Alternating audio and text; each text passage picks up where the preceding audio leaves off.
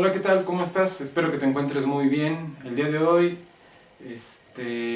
vamos a continuar con nuestro curso de Cálculo 1, ¿sí? Abelardo Vela para servirte.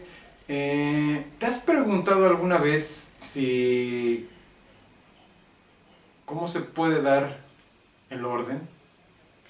¿De dónde surge el orden? ¿Por dónde comienza? Y me refiero al orden en matemáticas. Esta cuestión, desde una perspectiva más amplia, tiene varias respuestas, pero una de ellas hace alusión a lo que hemos venido trabajando en los videos anteriores, ¿sí? Tiene que ver con relaciones exactamente, no es de otra forma. ¿Qué podemos pensar entonces? Pues que hay relaciones de orden. Comenzamos.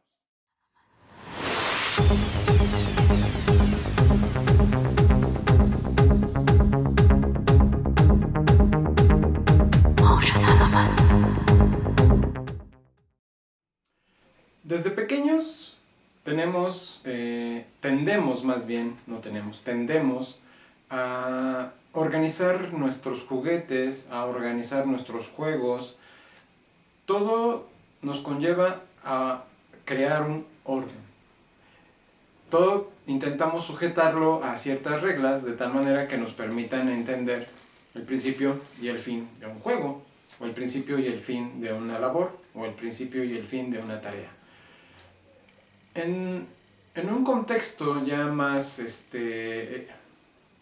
simplificado en cuanto a lo que son las matemáticas, un poco más abstracto por supuesto, podemos hablar también de un orden, porque hasta ahorita no hemos hablado de ningún tipo de orden. Hemos hablado de lógica, hemos hablado de conjuntos y hemos hablado de relaciones, pero no hemos hablado de la posibilidad de un orden, ¿sí? En ese sentido, aparece en algún momento, ¿sí?, la necesidad de crear un orden. Pero ese orden, ¿en qué sentido se da? ¿Cómo se procede? Lógicamente, si tenemos cuestiones como x menor o igual que y, ¿sí?, pues ¿esto qué nos puede implicar? Puede implicar también que x es menor o igual que x. Pero también podemos pensar que si tenemos x menor a y, esto no implica que x sea menor a x. Entonces, aquí nos podemos dar cuenta que tenemos dos tipos de órdenes. Uno, esta la vamos a llamar relaciones de orden parcial, y estas relaciones de orden estricto, ¿sí? Las relaciones de orden parcial cumplen ciertas características. En ese caso, estamos haciendo alusión a este tipo de relación, ¿sí? Y en este caso a este otro, en donde vemos claramente la diferencia entre estos dos tipos de orden, ¿sí? Pero también lo podemos extrapolar a conjuntos. ¿De qué forma? Por ejemplo, si tenemos que el conjunto A está contenido en el conjunto B, esto puede implicar que el conjunto A, lógicamente, está contenido en el conjunto A, ¿sí? Pero esto no va a implicar que si tengo al conjunto A contenido propiamente en el conjunto B, el conjunto A no puede estar contenido propiamente en el conjunto A. ¿Por qué? Es muy sencillo. El conjunto A está enteramente contenido en el conjunto B, y es el caso que también B puede ser que tenga más elementos. Esto quiere decir esta notación, ¿no? En ese caso, si A está enteramente contenido en B o es propiamente un subconjunto de B, A no es propiamente un subconjunto de A, y A no está enteramente contenido en A. Es decir, no es el caso que me sobren elementos de A para afirmar que A está enteramente o está propiamente contenido en A, o está estrictamente contenido en A, ¿sí? Es en esos términos, o sea, podríamos hablar y poder discutir el asunto y conducir esto en términos más formales, pero con esto quiero hacer una diferencia y un ejemplo de lo que nos lleva o a dónde nos llevan las relaciones de orden, ¿sí? Hemos visto relaciones de equivalencia, ¿sí? Y lo que son las relaciones de equivalencia nos dan tres principios, que deben de ser reflexivas, ¿sí? Que deben de ser simétricas y transitivas. Las relaciones de orden no guardan un aspecto con la simetría, sino con la antisimetría. Entonces, hay algo que de alguna manera tenemos que definir aquí. ¿Y cómo lo vamos a ver? Pues precisamente dando una definición de orden, ¿sí? En este caso vamos a ver primero una relación de orden parcial y con ello un ejemplo, ¿sí? Continuamos. Ya tenemos aquí nuestra definición y lo que enuncia es que vamos a dar una relación y la vamos a denotar de esta forma, ¿sí? En un conjunto A, tal que se denomina orden parcial si cumple las tres siguientes condiciones. Lógicamente, si tenemos una A dentro del conjunto A y esta se relaciona consigo misma, es reflexiva. Si tenemos A y B de tal manera que A está relacionado con B y B está relacionado con A y eso implica que A es igual a B, entonces estamos hablando de la antisimetría, ¿sí? Esto hace la diferencia entre una relación de equivalencia y una relación de orden parcial, ¿sí? Por otro lado, si tenemos tres términos A, B y C, donde A está relacionándose con B y B se relaciona con C, entonces eso va a implicar que A se relaciona con C, bajo esta condición, ¿sí? Entonces es transitiva. Podemos dar unos ejemplos y vamos a continuar con el siguiente ejemplo. Bien, ya tenemos aquí nuestro ejemplo. Dice, tomemos la relación R equivalente a divide A y lo vamos a denotar con esta barra, ¿sí? Tal que para M y N en los naturales, entonces M divide a N y esto es equivalente a M se relaciona con N. Queremos ver si esta relación es una relación de orden parcial. Veamos. Entonces, primero tenemos que ver si es reflexiva. Entonces, si M es en los naturales y tenemos que M divide a M, ¿esto puede ser o no? Claro que sí, o sea, ya sabemos que M divide a M, por lo tanto, cumple la reflexión. Entonces, esto implica, lógicamente, que M se relaciona consigo mismo, por lo tanto, es reflexiva, ¿sí? Ahora, veamos el caso 2, la antisimetría. Si tenemos a M y a N en los naturales, ¿sí? Donde M divide a N y N divide a M, tenemos que ver que M, ¿sí?, es equivalente a N. ¿Cómo vemos esto? Supongamos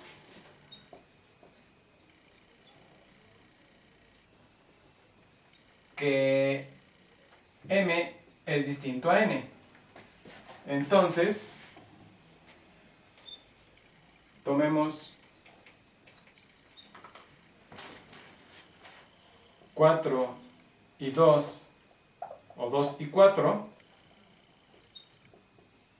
2 y 4 en los naturales, tal que, como son distintos, ¿sí?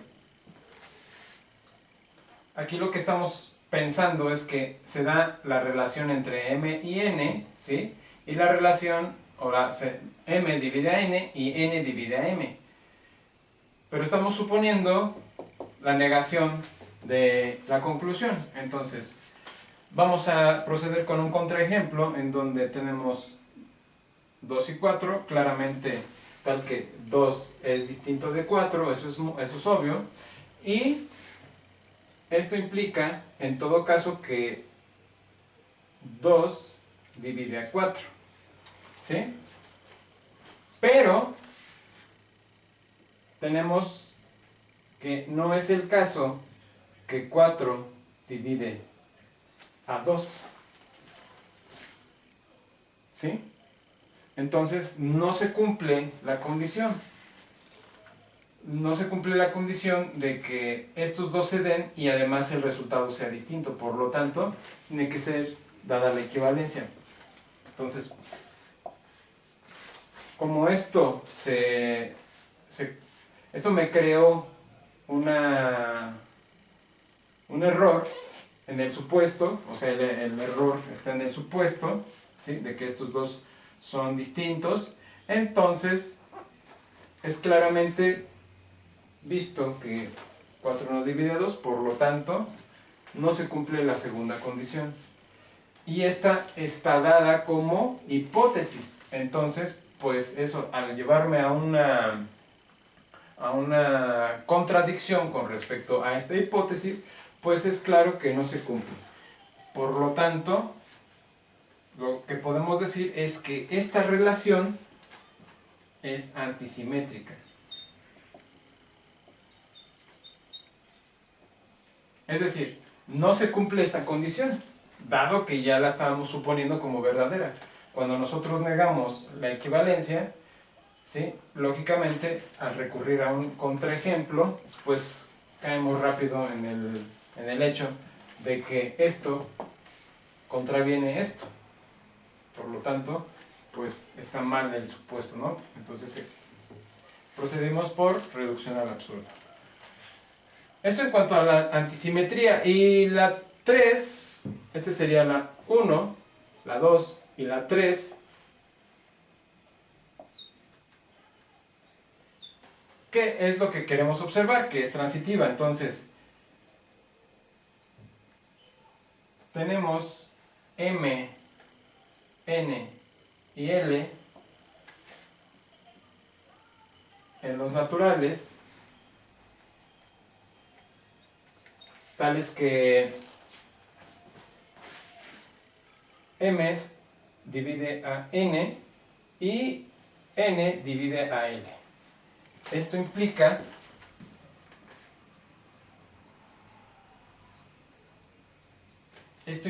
¿qué cosa? Esto implica que existen S y T en los naturales, donde M por S, vamos a ponerlo así, M por S divide a N y N por T, perdón, M por S es equivalente a N y N por T es equivalente a L. ¿A dónde voy con esto? Pues muy sencillo, si yo tomo a M, entonces,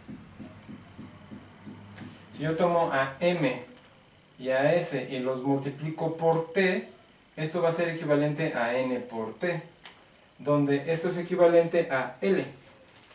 Entonces yo puedo colocar de la siguiente manera a M, tal que puedo poner a S por T igual a L, ¿sí? Entonces existe un término en los naturales tal que ese término, al multiplicarlo por M, me da L. Por lo tanto, M divide a L, ¿sí? Entonces es transitiva. Es transitiva. La relación, por lo tanto, Por lo tanto, es una relación de orden, ¿sí? Esto nos sirve, lógicamente, para dar una cuestión diferente de lo que son las relaciones de orden, ¿sí? Esto a donde me va a llevar, pues es lógicamente a ver que las relaciones de orden se pueden establecer de varias formas. O sea, no hay una sola forma o dos formas, sino hay varias formas en las cuales podemos establecer una relación de orden parcial, ¿sí? Y en todo caso, a partir de ahí podemos nosotros definir ese orden y, pues lógicamente, proceder a operar, ¿no? Vamos a ver ahora lo que son las relaciones de orden estricto, ¿sí? Y con eso vamos a concluir. Continuamos. Ya para concluir con todo lo que tiene que ver relaciones, vamos a ver la definición de relación de orden estricto, que dice lo siguiente. Una relación R, denotada de esta forma, ¿sí? Es un conjunto, en un conjunto A se llama relación de orden estricto, ¿sí? Si cumple tres condiciones. Una, es antirreflexiva, es antisimétrica y es transitiva, ¿sí? Lo que habíamos discutido, si tomamos un conjunto, este es el ejemplo, si tomamos un conjunto distinto del vacío, puede ser el vacío también, pero un conjunto distinto del vacío tal que A no se puede contener a sí mismo, es decir, propiamente o estrictamente hablando, en estos términos. Entonces, esto no pasa. Entonces, esto lo que quiere decir es que es antirreflexiva, ¿sí? Es claro que sí podemos pensar en esto. Esto me dice que esta relación es una relación de orden parcial, pero esta es una relación de orden estricto. Entonces, por otro lado, si tengo los conjuntos A y B, supongamos que son subconjuntos de R, si A está contenido propiamente en B y B está contenido propiamente en A, esto va a ocurrir únicamente cuando A es igual a B, solamente en ese caso, ¿sí? Y por otro lado, si tengo A, B y C contenidos también en el conjunto de los reales, si A está contenido en B y B está contenido en C, es claro por transitividad, ¿sí?, que A está contenido en C. Esto me lleva a la conclusión de que esta relación de contención propia, ¿sí?, es una relación de orden estricto, ¿sí? Igual la desigualdad estricta también va a ser una relación de orden estricto, porque como dijimos, 1 no es menor que 1, estrictamente hablando, ¿sí? Y por otro lado, ¿sí?, ya con esto podemos ver los diferentes tipos de orden que se van a mover ya en lo que viene, ¿sí?, lo que son las propiedades de los números reales. Pero antes vamos a dar un pequeño repaso de funciones, ¿sí? Vamos a ver lo que es una función, vamos a ver también lo que implica una función en cuanto a sus características, ¿sí? Y lo vamos a dejar en ese punto. Vamos a ver una parte muy esencial, muy fundamental de funciones, para posteriormente empezar ya con las propiedades de los números reales. Con eso ya podemos pasar a la siguiente etapa de lo que son ya en un contexto más amplio las funciones, pero ya habiendo visto esta parte de funciones, su dominio, su codominio, su imagen, ¿sí? Y a partir de ahí, pues lógicamente vamos a definir tres cuestiones fundamentales, que son la inyección, la sobreyección y la biyección. Pero eso lo vemos en el siguiente video. Cuídate y nos vemos. Hasta pronto, y espero que esto te sirva bastante para